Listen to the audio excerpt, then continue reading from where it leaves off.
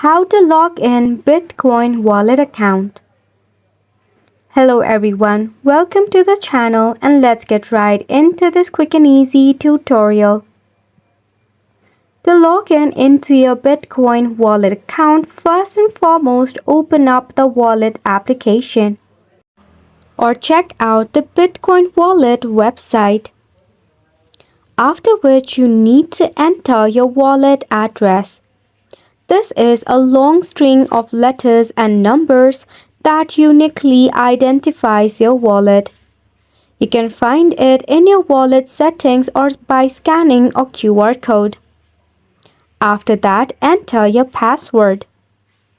You will have to confirm your identity, however, this is optional. This is only if you have added a two-factor authentication code or any of the biometric verification.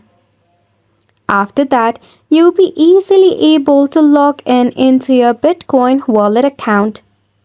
If you have not signed up for a Bitcoin wallet, make sure to sign up or create an account first and foremost. That sums up the tutorial as well. Thank you so much for tuning in.